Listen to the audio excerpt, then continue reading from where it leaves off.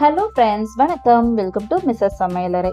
நாம இன்னைக்கு பார்க்க போற ரெசிபி என்னன்னா விநாயகர் சதுர்த்தி ஸ்பெஷல் சுண்டல் தாங்க பார்க்க போறோம். ரொம்ப ரொம்ப ஈஸியா பண்ணிடலாம். எப்படி பண்றதுன்னு பார்க்கலாம். அதுக்கு முன்னாடி நம்ம சேனலுக்கு இப்பதான் ஃபர்ஸ்ட் டைம் வரீங்கன்னா மறக்காம சப்ஸ்கிரைப் பண்ணிக்கோங்க. வாங்க இந்த சுண்டல் எப்படி பண்றதுன்னு பார்க்கலாம். சுண்டல் பண்றதுக்கு ஃபர்ஸ்ட் நம்ம ஒரு கப் கொண்டக்கடலையை ஒரு 3ல இருந்து 4 வாட்டி நல்லா கழுவிட்டு ஒரு 8 மணி நேரம் நல்லா ஊற வச்சு எடுத்துக்கலாம். உங்ககிட்ட எந்த கடலை இருக்கோ அதை சேர்த்துக்கோங்க. நான் இன்னைக்கு கருப்பு கொண்டக்கடலை தாங்க எடுத்திருக்கேன். இப்போ ஊற வச்ச தண்ணியெல்லாம் வடிச்சிட்டு ஒரு குக்கர்ல சேர்த்துடலாம். குக்கர்ல சேர்த்துட்டு இந்த கடலை மூழ்கிற அளவுக்கு தண்ணி சேர்த்துக்கலாம். கூடவே 1/4 டீஸ்பூன் உப்பு சேர்த்து ஒரு தடவை நல்லா மிக்ஸ் பண்ணிட்டு குக்கரை கவர் பண்ணிக்கலாங்க. ஸ்டவ்ல வச்சு மீடியம் ஹீட்லயே 6ல இருந்து 8 விசில் வச்சு எடுத்துக்கலாம். வெள்ளைக்கடலை நமக்கு சீக்கிரமா வெந்துடும். ஆனா கருப்பு கடலை வேகிறதே கொஞ்சம் லேட் ஆகுங்க. அதனால ஒரு 8 விசில் வரைக்கும் வச்சு எடுத்துக்கோங்க.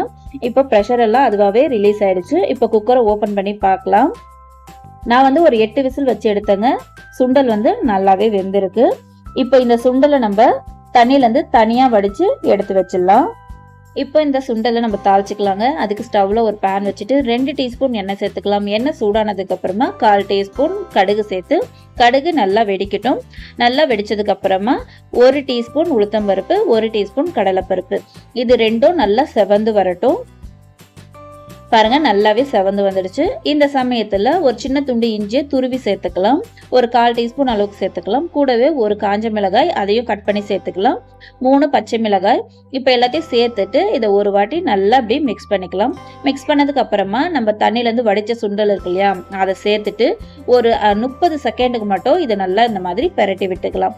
பாருங்க, நல்லாவே நம்ம கலந்து விட்டுட்டோம். இப்போ மசாலாலாம் சேர்த்துக்கலாம். 1/4 டீஸ்பூன் மஞ்சள் தூள், 1/4 டீஸ்பூன் உப்பு, கொஞ்சமா கருவேப்பிலை, 1/4 டீஸ்பூன் பெருங்காயத்தூள் எல்லாத்தையும் சேர்த்துட்டு இதை ஒரு தடவை நல்லா நம்ம கலந்து விட்டுக்கணும்.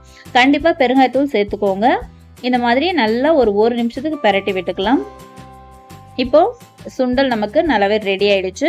லாஸ்டா இறக்கிறதுக்கு முன்னாடி 1/4 கப் துருவின தேங்காய் சேர்த்துட்டு இதையும் ஒரு 1 நிமிஷத்துக்கு நல்லா மிக்ஸ் பண்ணிக்கலாம். நல்லாவே நம்ம மிக்ஸ் பண்ணியாச்சுங்க. இப்போ நம்ம ஸ்டவ் ஆஃப் பண்ணிடலாம். இப்போ சுட சுட நம்ம சர்வ் பண்ணிடலாம். சூப்பரான ரொம்ப ரொம்ப ஈஸியான சுண்டல் நமக்கு ரெடி ஆயிடுச்சு. இந்த விநாயகர் சதுர்த்திக்கு இது மாதிரி ரொம்பவே ஈஸியா ஒரு சுண்டல் ரெசிபியை நீங்க கண்டிப்பா ட்ரை பண்ணி பாருங்க. இந்த வீடியோ உங்களுக்கு யூஸ்ஃபுல்லா இருக்கும்னு நினைக்கிறேன். யூஸ்ஃபுல்லா இருந்துச்சுன்னா மறக்காம நம்ம சேனலை சப்ஸ்கிரைப் பண்ணிக்கோங்க. கூடவே வர பெல் பட்டனையும் கிளிக் பண்ணிக்கோங்க. வீடியோக்கு ஒரு லைக் கொடுத்துருங்க. தேங்க்ஸ் ஃபார் வாட்சிங்.